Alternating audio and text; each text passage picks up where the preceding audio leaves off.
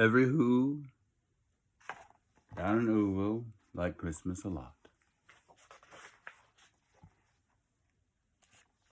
But the Grinch who lived just north of Ooville did not.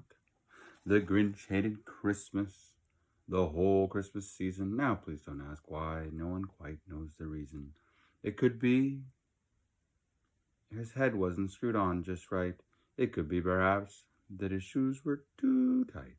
But I think that the most likely reason of all may have been that his heart was 2 sizes too small. But whatever the reason, his heart or his shoes, he stood there on Christmas Eve, hating the ooze, staring down from his cave with a sour, grinchy frown at the warm, lighted windows below in their town. For he knew every oo down at Ooville beneath was busy now hanging a mistletoe wreath, and hanging their stockings. He snarled with a sneer, "Tomorrow is Christmas. It's practically here." Then he growled with his Grinch fingers, nervously drumming, "I must find some way to stop Christmas from coming, for tomorrow," he knew, all the girls and boys would wake bright and early, and they'd rush for their toys. And then, oh, the noise, noise. That's one thing he hated, the noise.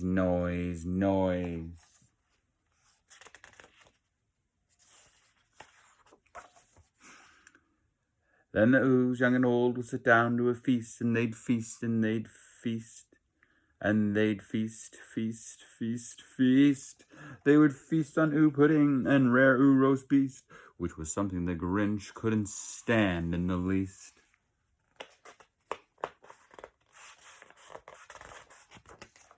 And then they'd do something he liked least of all. Every oo down in Ooville, the tall and the small, would stand close together, with Christmas bells ringing, and they'd stand and the ooze would start singing.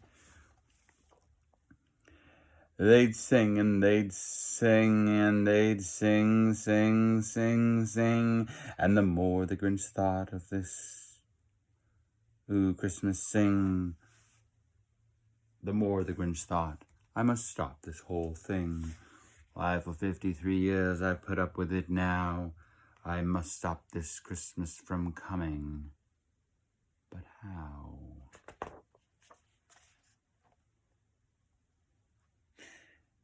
Then he got an idea, an awful idea. The Grinch got a wonderful, awful idea. "I know just what to do." The Grinch laughed in his throat, and he made a quick Santa Claus hat and a coat, and he chuckled and clucked, "What a great Grinchy trick. With this coat and this hat, I look just like Saint Nick. All I need is a reindeer." The Grinch looked around, but since reindeer are scarce, there was none to be found. Did that stop the old Grinch? Oh. The Grinch simply said, "If I can't find a reindeer, I'll make one instead." So he called his dog Max. Then he took some red thread, and he tied a big horn on the top of his head. Then he loaded some bags and some empty old sacks on a ramshackle sleigh, and he hitched up old Max. Then the Grinch said, "Get up," and the sleigh started down toward the homes. Toward the homes where the ooze lay a snooze in their town. Never made it. All their windows were dark, quiet snow filled the air. All the ooze were all dreaming sweet dreams without care. When he came to the first little house on the square, "This is stop number 1, the old Grinchy Claus hissed," and he climbed to the roof, empty bags in his fist. Then he slid down the chimney, a rather tight pinch, but if Santa could do it, then so could the Grinch. He got stuck only once, for a moment or two. Then he stuck his head out of the fireplace flue, where the little ooze stockings all hung in a row. "These stockings," he grinned, "are the first things to go." He slithered and slunk with a smile most unpleasant around the old room, and he took every present, popguns and bicycles, roller skates, drums, checkerboards and tricycles, popcorn and plums. Then he stuffed them in bags. Then the Who very nimbly stuffed all the bags one by one up the chimney. Then he slunk to the icebox, and he took the Who's feast. He took the Who pudding. He took the roast beast. He cleaned out that icebox as quick as a flash. Why, that Grinch even took their last can of Ooh Ash.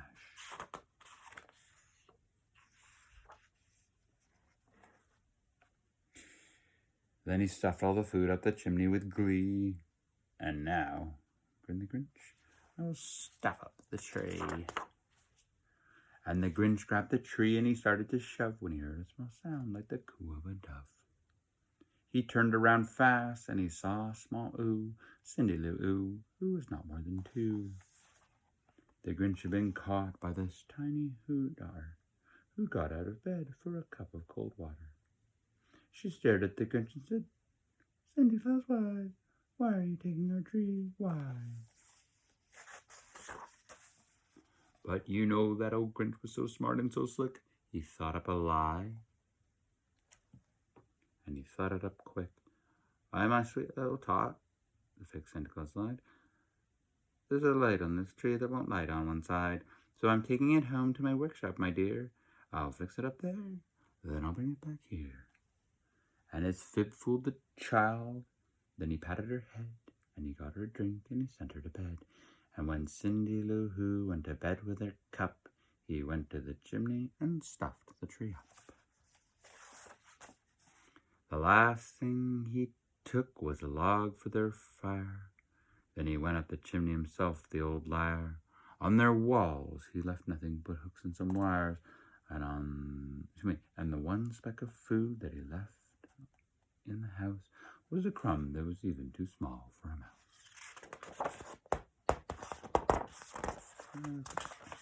There's another picture. Then he did the same thing to the other Ooh's houses, leaving crumbs much too small for the other Ooh's mouses. It was 1/4 dawn, all the Oohs still abed, all the Oohs still aslumber, when he packed up his sled, packed it up with their presents, the ribbons, the wrappings, the tags, and the tinsel, the trimmings, the trappings.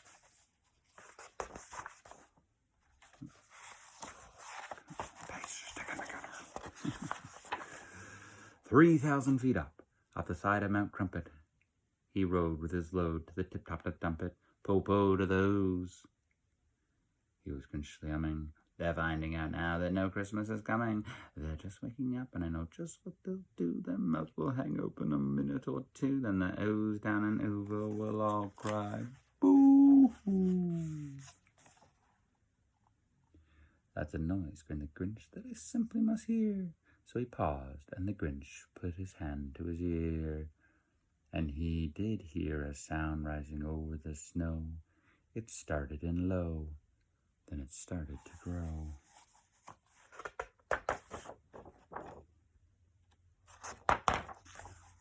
But the sound wasn't sad.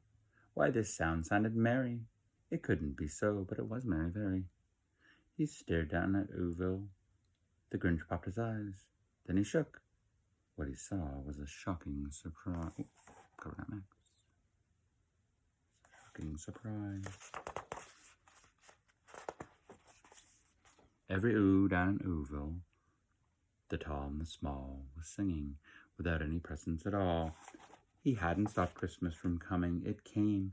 Somehow or other, it came just the same. And the Grinch with his Grinch feet, ice cold in the snow, stood puzzling and puzzling. How could it be so? It came without packages, boxes, or bags. And he puzzled 3 hours till his puzzle was sore. Maybe Christmas, he thought, doesn't come from a store. Maybe Christmas, perhaps, means a little bit more. And what happened then? Well, in Ooville they say that the Grinch's small heart grew 3 sizes that day. And the minute his heart didn't feel quite so tight, he whizzed with his load through the bright morning light, and he brought back the toys and the food for the feast, and he And he himself, the Grinch, carved the roast beast.